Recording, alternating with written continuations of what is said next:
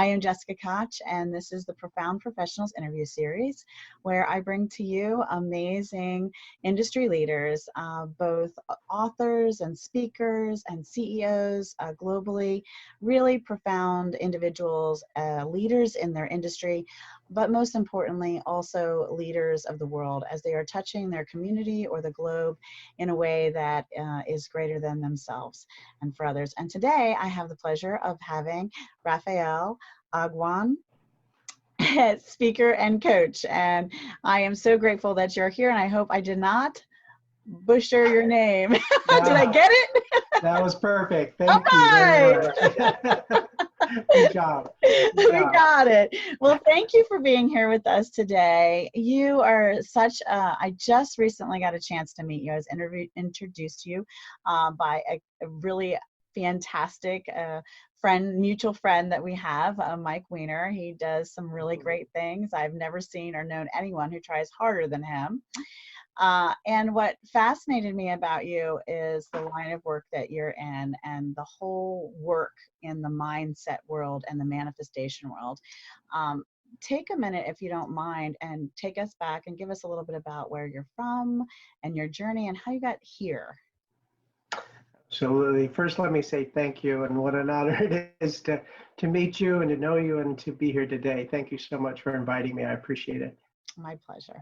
Yeah. So the beginning, well, you know, I'm one of 10 kids. I grew up out in California. I'm originally from Guam, which is a U.S. territory, and but I was raised from the age of 5 in California. So I just tell people I'm a California beach bum, and that kind of sets the stage.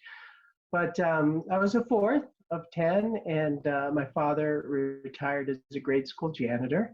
So we didn't have a whole lot materially, but I can tell you and guarantee you we had everything we needed in terms of the basic needs and the love and attention and the guidance that we needed as kids growing up.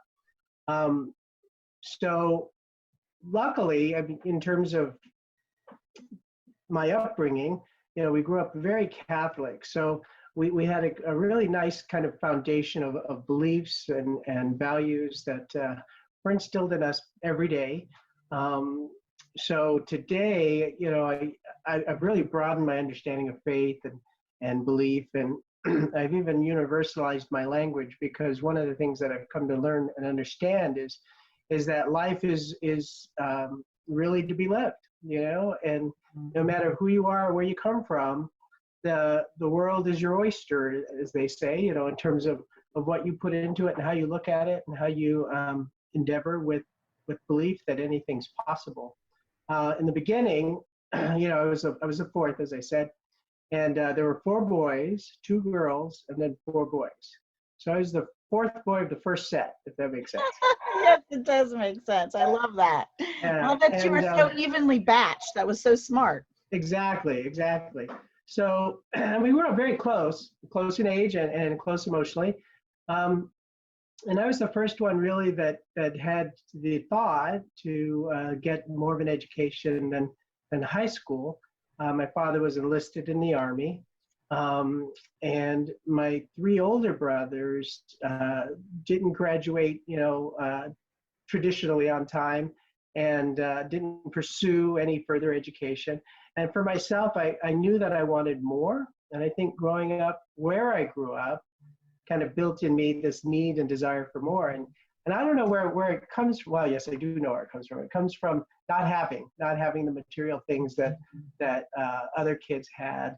And this was back in the day when Sears catalog was still being published, and that was the big dream book that I went to anytime I wanted to imagine having more. I grew up in Monterey, California, and for anyone who knows, how far is Monterey from Laguna Vista or Point Mugu military base? Well, that's going to be more than Southern California. Yeah. So it's considered Central State. So it's about an hour and a half south of San Francisco. And well, I was in elementary school in Laguna Vista, so I was south of you. So when I was a little girl, I was at Laguna Vista Elementary. As a matter of fact, I was in elementary school when Mount St. Helens erupted, and oh, wow. Our area was completely covered in ash. It looked like thick thick snow. It was really interesting. And my Wow. son is active duty Army, and I was a Navy brat. So there's some things that Oh, we have that in common. we have in common. So there you go. Yeah, and you know and understand, anybody who's been military knows that the military basically meets all, it's the closest thing we have to social medicine, right? So you had all your medical needs met, your dental needs met. My parents could shop at the commissary at discounted prices, and the post exchange for clothing. And that was all tax free. So even with the 10 kids at the time, you know, all of our material needs were being met. So that was kind of brilliant on my dad's thinking. But in Monterey, California, it's very temperate and mild all year long. And people don't know that, but you know, rarely got up to 80 degrees, and it never ever got cold enough to snow. So it never snows, the same all year long. So as a child, I grew up really kind of wanting the experience of snow, or wanting the experience of playing on the beach. Even though we lived a mile from the beach, the water was way too cold to get into. So, you know, I didn't even learn how to swim until I was 18 and in college. Wow. So, yeah, so, you know, it was mild, it was the same all year long. And I just, as a child, I just wanted more. I wanted more. And I looked in that Sears catalog, and I knew there could be a possibility for more. And I recall my mother, my senior year in high school, I thought, well, it might be good to have a varsity letter, you know? So here I have to start thinking. I was more involved in student government than I was in sports, because I'm only 5'4". So I went to a predominantly black high school. They would not let me on the basketball court. But so I ran for cross country, and I made varsity cross country. Wow. And that's a funny story. My father won the Golden Gloves. He was a boxer in 1951 in Los Angeles.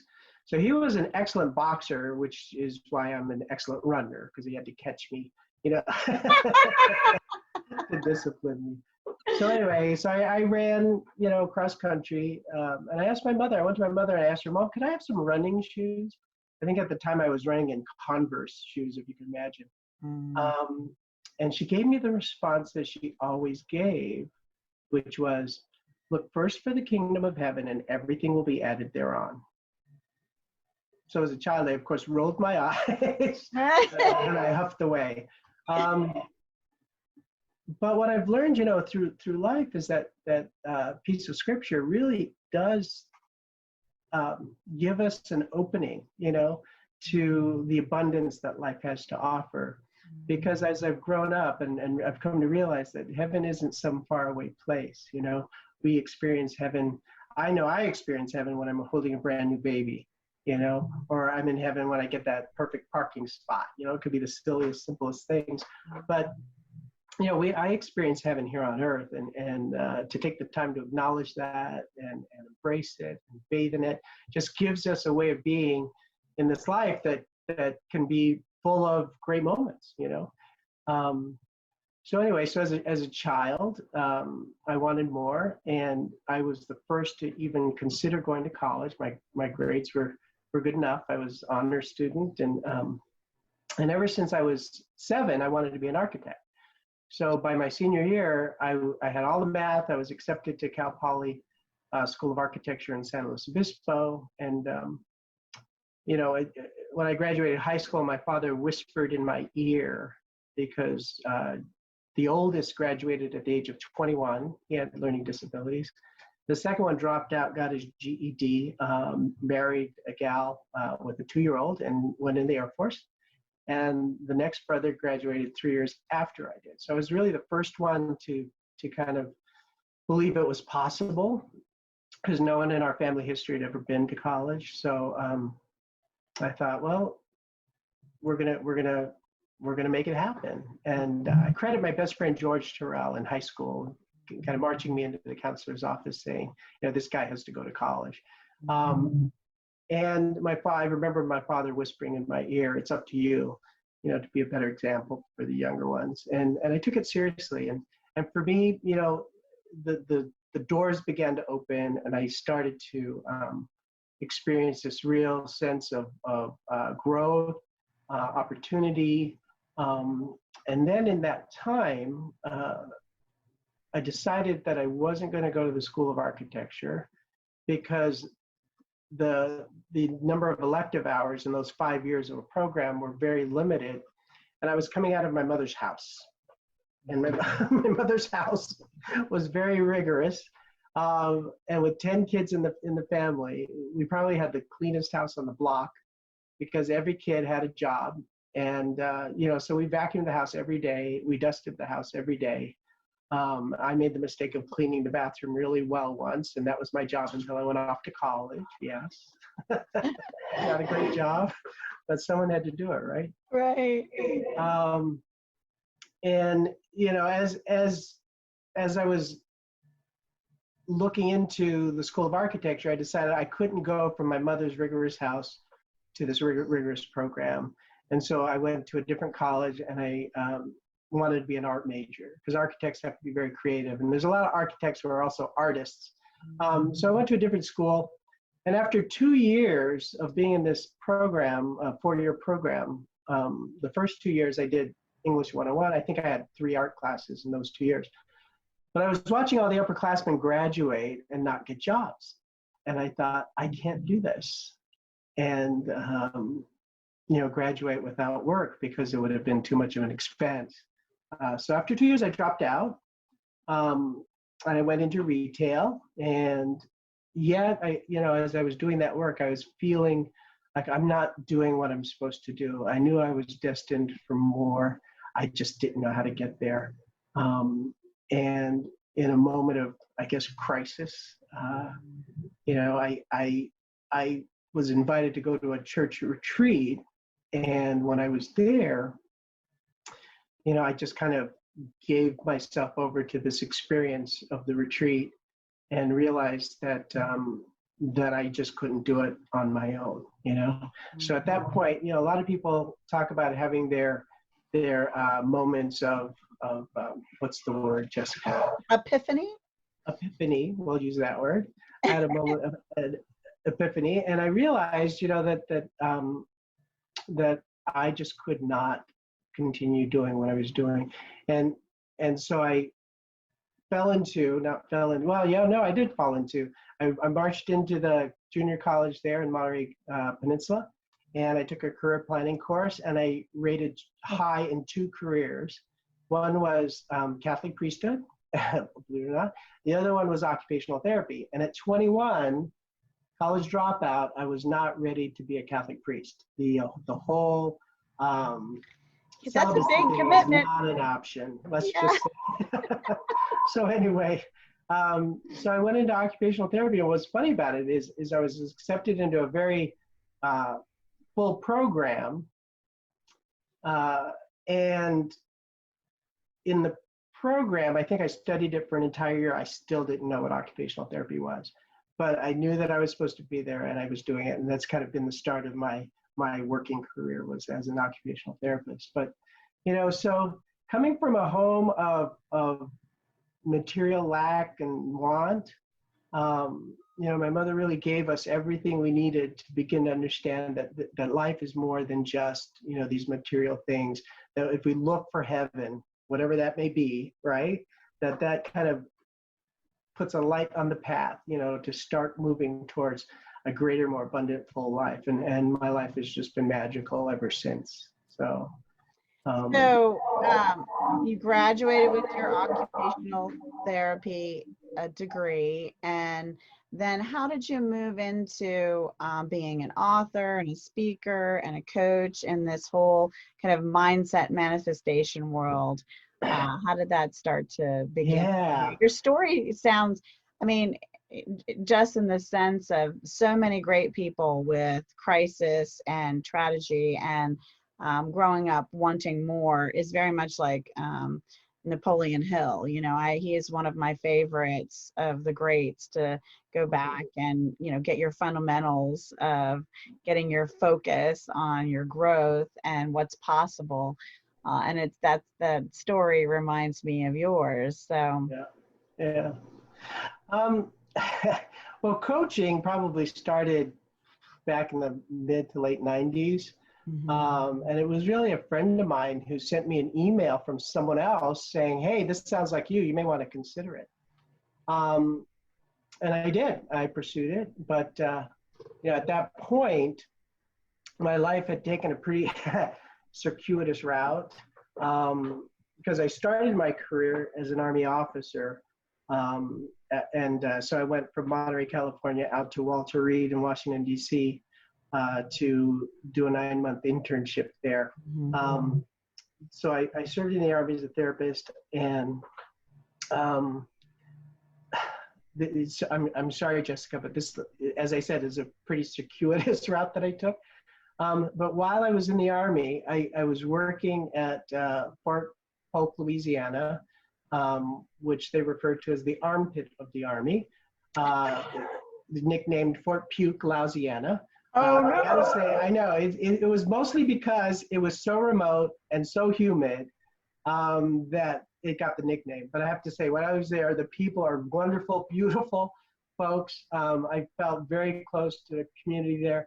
The food is excellent. The culture is wonderful. So, but to go to Fort Polk, Louisiana, a very remote place, as I said, I got more involved with the church community while I was there, that I actually felt a sense of call, and I thought, wow, well, maybe I'm supposed to be a priest. And this had already been hinted at, earlier on. And so I gave up my military career to pursue Catholic priesthood. And so for 5 years, I was a Carmelite friar, which comes out of the Carmelite tradition, which is a contemplative religious Catholic order. Names like St. John of the Cross, St. Teresa of Avila, St. Therese of Lisieux, the Little Flower. So during those 5 years, I worked in a prison ministry for a year, a psychiatric penitentiary in Milltown, New York. And then I taught theology. I'm sorry? That's tough. Yeah, it was very challenging. But as an occupational therapist, I'd already been working in mental health on psychiatric units. So, I was dealing with major disorders. So, it wasn't as challenging as it could have been for someone without that background. But great, beautiful opportunity and experience for me there. And then 2 years I taught in a Catholic high school. I taught theology. So those 5 years in religious life, I had a vow of poverty, chastity, and obedience for 3 years. And I really learned the simplicity of contemplation and meditation and prayer. So even the simplest things like, hey, Jessica, would you pray for me? And you say, oh, yeah, sure. They would say, just say, God help him, and God will. So prayer is as simple as that, I've learned. And it took me 5 years to learn that. But so, the work that I do as a coach is very holistic in the sense that, I've studied anatomy, physiology, kinesiology, all of the physical disorders and treatment of those, and then working in psychiatry. So the body-mind connection is very close. But then also, too, with my education in theology, I work with spirit, and I tell folks who tell me, right off the bat, people are really quick to say, oh, I'm not religious. And I say, well, yeah, neither am I. But I ask them, do you have hope for your life? And I haven't met a person on the planet that doesn't have some kind of hope for their life. And I tell them that spirit is where hope dwells. So that becomes a little more palatable. They're willing to engage in conversation. And that kind of becomes the launching pad for helping people to kind of realize their dreams for their lives. I've manifested kind of really miraculous things that people it would just take too long to go into. But, one of the things when I left seminary, I always wanted to have a retreat center. And so I manifested a 12-room bed and breakfast, and which also happened to have attached a 95-seat fine dining restaurant. And that was an Not endeavor. too bad, not too shabby.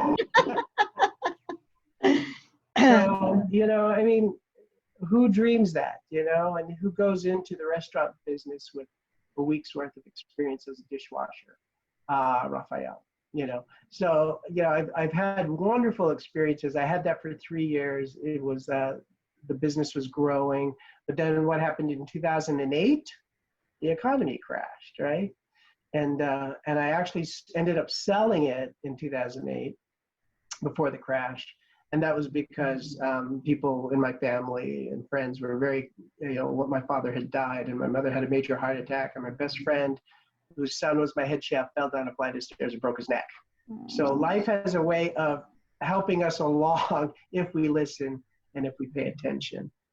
So I decided to sell it. It sold just before the economy crashed, and I was juggling 3 mortgages at the time, so it kind of saved me, in that way. So life, if we're listening, life has a way of guiding us through even the darkest moments and most difficult times. One of my favorite authors is Mark Allen. He actually owns New Life Publishing, and he wrote a Millionaire Course. And one of the things he writes in it, which it's, by the way, not really about being a millionaire, it's about living your life of purpose and love. But he, one of the things he says in it, I repeat in my mind, and it's a daily prayer for me, is that I am guided by spirit at every moment. And I just love, just that phrase feels so releasing, like, oh, I am on the right path. I'm going to be okay because I'm guided by spirit at every moment, and it helps you to let go a little. And I think that's key in manifestation, right? And the whole mindset piece is actually letting go a little. So I would love for us to talk a little bit more about that. So you are an author and you have an amazing program coming up. So talk a little bit about your book and then tell us about your program. Yeah, I had a child born into this life about the time I wrote the book. His name is Zen, and not my child, by the way. Let me just make that clear. But real important in my life. And when I was out, I think I had the day to babysit him in his stroller, and this book came to me, and it was in rhyme. And I thought, well, this is interesting. I sat down, and I wrote out the book in 3 hours. And the title of the book is called Life's Playground. I have a copy of it here. Let me just hold it up. Called Life's Playground. And it's about a character who teaches the other kids how to really live life, and it's the idea of a 5-year-old, you ask a 5-year-old what they want to be when they grow up, and they'll tell you 5 different things, because for them, life is nothing but possibilities. And somewhere along the way, we as adults forget that. And so the book is written just to help people remember that life is full of opportunities and goodness and grace. And, in terms of how we express it in the workplace, that's up to how well we listen, like you yourself, I'm very amazed by all the work that you do, how you're so successful, and then also raising a family. I am in awe, of your technology skills. And then, of course, I'm in that generation maybe before all of that came around. But I really value who we're becoming in the process, of whatever the journey is, So who I'm becoming as I endeavor to reach more lives, more people in the world, to help them know and understand that, life's to be lived. Never mind the conditions and circumstances. Just dream it so that we can be it, And that's what I have coming up. I got additional certification through the Life Mastery Institute with Mary Morrissey in Los Angeles, starting back in 2016. But I'm licensed to teach a course called the Dream Builder course. And so I have that coming up, which is 12 weeks long. We meet once a week. It'll be Mondays starting at 7 p.m. And so there is a cost to it, and you'll be getting materials included. But, it's a really wonderful opportunity for people to get in touch with who they are, who they want to be. What is your heart's call? What are your natural gifts and talents that you can begin to share with the world? And really, that's my mission, is to help people live life as fully as possible, allowing the miracles to happen. So that's coming up. May 15th is when I'll be. Okay, and we'll make sure that all of the details around the program and all the links are in the description of this YouTube after we have finished wrapped up our live, and it'll also be found on LinkedIn, an article on my website, and YouTube, Twitter, and Facebook. Too many platforms. And therein is my awe over you. So everywhere, it'll just be everywhere. So if you can't find it, you might trip over it and fall over it at some point. You're also planning an additional book. Tell us a little bit about your additional book. Yeah, well, I'm actually working on 2 more.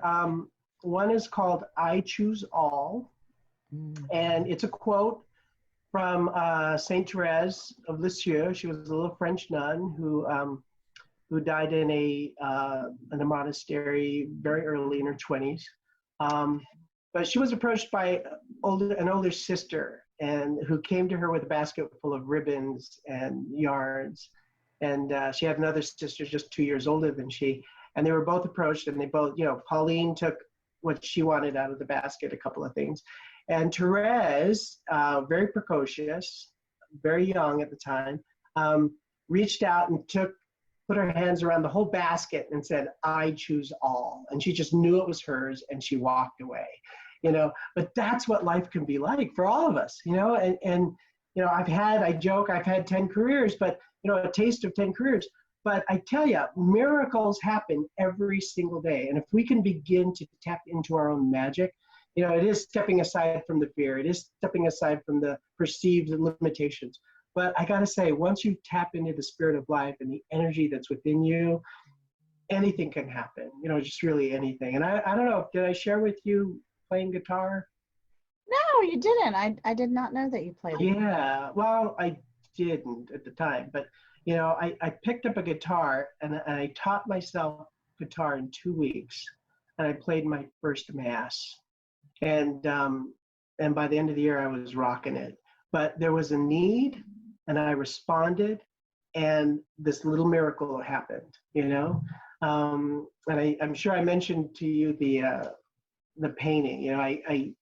I had an experience of being out with a friend, that even though I was a declared art major, I wasn't really a skilled artist. But Paul and I were out to lunch at a Chinese restaurant, and I looked away, and when I looked back, he had tied a napkin on his head, and he was doing the Junior Birdman mask with his fingers. And I blurted out loud, "Oh my God, that would make a great painting." And never painting portraits before. And luckily for me, Paul was very vain. And so we marched down to the art supply store. I bottled materials, and I painted his portrait in 3 hours. And I was so inspired. And this is what I teach folks is, those moments of inspiration, we can't take those lightly. That's when the universe is speaking to us. That's when we're wanting to get plugged in. And I was so inspired, I painted a portrait a week of a different friend doing something interesting with their hands. That by week 8, I had 8 paintings. I was living on Capitol Hill in DC at the time. And an artist on Capitol Hill saw my work, and she said, "Oh, you need to have a show." I said, I don't know how to have a show, just like I don't know how to run all this technology just. And she said, just like you, "Don't worry, just keep painting," right? And by week 12, she had a venue for me. I had 12 paintings. The 12th painting was still wet on the wall. And the night of the reception, I sold 8 of the 12 paintings, not knowing that was even going to be possible. So, miracles happen all the time if we are availing ourselves to those opportunities. The universe, God is always speaking to us, but are we listening? And that's really where my brilliance is, if I can say so myself. And that's where I'm really good at helping people listen to their own experience, listen to their hearts, so that, that we can use them. And it becomes easy if we forget ourselves in the process, I love that you never did a portrait before and just decided this is the portrait I'm going to paint. Someone doing what do you call it again? The Junior Birdman mask. That's right. I can't pronate enough to do it in my forearm, but yeah, Junior Birdman mask. I think you have an image of it somewhere. If you don't have it nearby, what I'd love to do is share it. We'll create an image and we'll share it in the article, and we'll put it in. I really enjoyed seeing it. Yeah, I do have it on my phone. I don't know how easy it would be to see that, but I can try. You might be able to email it to me, and we'll add it to the thing. Do you see it? I do. Oh yeah, there's a little bit of there we go. That's pretty good. I mean, that's unbelievable that you've never painted a portrait before, and then that's what you came out with. Now, I do little stick trees and little circle flowers, but the human face is such a challenge to capture for the most talented artist. Well, what's really interesting is this artist, when she saw my work, she said, "Why are you painting hands?" hands are very difficult because of all the different planes, you know, that we have to capture. And during that time, I was doing outpatient hand therapy. So I was holding hands all day long, post-surgical, post-trauma. So I know the anatomy of the hand. Oh, See, this is why I'm saying, you know, God takes the experiences that we have and explodes them onto the world. You know? So if we're looking at the 12-week journey that we have with you, what can we expect to have as a result? So we're in this journey, we're looking for our purpose. That's an ideal person who wants to do this, and they're looking for a way to manifest or transform their lives so that they are more joyful in their relationships, their work, their life overall. What is kind of the transformation that occurs with your 12-week course? Wow, that's a great question. Mary Morrissey, who founded the Life Mastery Institute, she's just a really brilliant soul. She is training other coaches to carry on in her work. So I'm licensed to teach this program. So we listen to a lot of her teachings and her experience of life. But what folks come away with, because I work with people one-on-one with the course, and then of course I do it in a group setting, so it's a little more affordable for people. But I tell folks that in the beginning of this course, what we're doing is everybody's hearing about mindset these days. You know, we have to have the right mindset. So the program really does help us get in touch with, you know, who we are, where we are in life, and where we want to go. And that's what coaching is all about. You kind of deal with where you are today and where you want to go. Therapy deals with where you are and how you got there in the past, from the past. But, you know, so the Dream Builder course really articulates a methodology that's been measured and tested, and it helps people to really manifest everything that they would like to imagine. So, you know, Mary and I met one-on-one, and she called me an unconscious competent. And I looked at her and I said, I never call you names. But she said, no, it just means that you've been doing this work without really knowing how you're doing it. And so she's been able to teach me the language. She's been able to teach me the methods that I can use to help others create for themselves. And then, of course, it has the overlay of my own life experience and my own education and training and values, so it gets superimposed. But you know, so people can expect that they're going to get a really good method to begin to create whatever it is they want for their lives. Well, I want to thank you so much for sharing with us. I want to thank everyone watching. Carol Davis from Your Journey Studios. She does amazing photography and has a Santa experience that is like no other. Mariana Lanham, who joined us as well. And all the others that I'm not able to list right now. But thank you for watching. Thank you for watching the replay. Thank you for sharing. Like, post, and comment. Please subscribe. We'd love for you to be a part of our tribe and our community. I am going to ask, before we say goodbye, if there's one last thing you could share with our amazing Profound Professional interview series followers, something that has inspired you in some way. So a quote, a book, something that you do that is part of your process that really has kind of transformed your life and really brought benefit to it. Is there something you can share? Oh, absolutely. And this is a big shout out to all you mothers out there, because you have a lot more influence on lives than maybe you realize. But my mother, as strict as she could be, you know, whenever things were happening, she always had some kind of quote to bark at us. And this one came out when we were fighting as kids. So this was every day. You heard it every day, either directly or being said to somebody else. But it really has become a quote that I remember in everything that I do. And it goes like this: if there's righteousness in the heart, there's beauty in the character. And if there's beauty in the character, there's harmony in the home. And if there's harmony in the home, there can be peace in the nation, order in the nation. And if there's order in the nation, there can be peace in the world. So, you know, it's this idea that, you know, if we start with a righteous heart, or I like to say a right ordered heart, then we can ultimately impact peace on the planet. And there's no other time than now that we need to continue to love ourselves, of one another and, move out into the world with tremendous joy.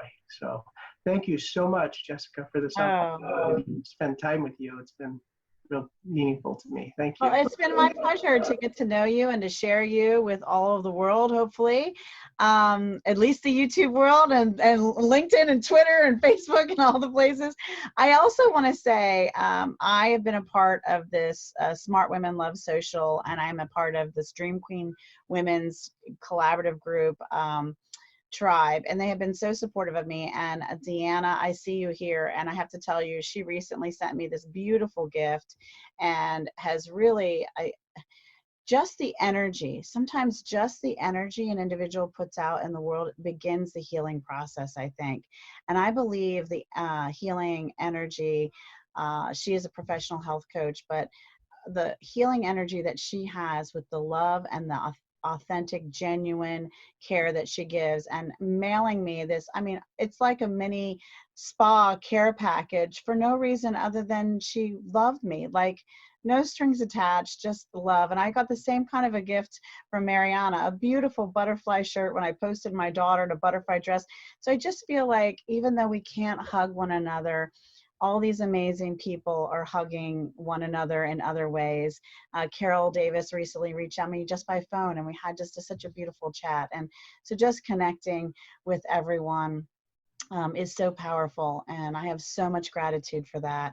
And I really feel strongly about our individual power. We're so much more powerful than we realize.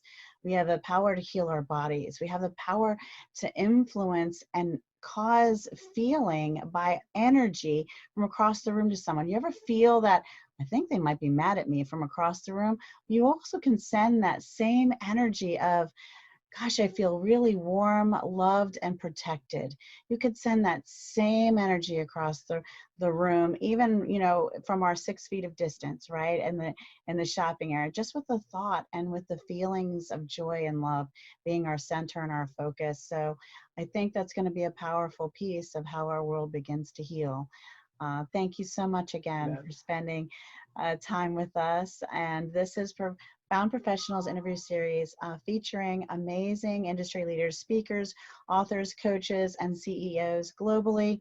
If you know a profound professional that you think should be interviewed, please contact me. I'd be happy to feature them and talk about the charity and the cause that they love and support, which we totally did not do. So I just spoofed y'all. We're really not ending the show this second. What is the cause and charity that makes your heart sing? That is the premise of our show. Even the host occasionally forgets things. It is Monday after all, people. Okay, so what is it? Let's have it before we wrap up. Well, right now, because so many people are suffering with the loss of jobs and children not being in school, and a lot of kids, they were depending on that lunchtime meal to get them through. I was working for a nursing home who actually, the elderly every Friday packed lunch bags for the kids. And it was in the poorest part of the district in DC. So I would encourage anyone, if you have the resources or the time, to please contribute to any of the local food banks that are supporting your neighborhood. And that little bit will go a long way for sure. So thank you for that. Yes, thank you. Absolutely. So we're just sending a generic but genuine love call out to all of our food banks and all of the resources that are feeding the communities. As at this point, the stats say 1 in every 4 household has someone that's unemployed. February of 2020, we're at 3%, I believe. Last stat I saw, we're approaching 14% unemployment in our country. So, supporting families to be fed is huge. Thank you again, and thank you everyone. You know the drill. Like, share, comment, subscribe. Give me a call if I can support you. Thank you. As a profound professional or someone that you know. Thank you, Raphael. Bye-bye, everybody. My pleasure. Mwah.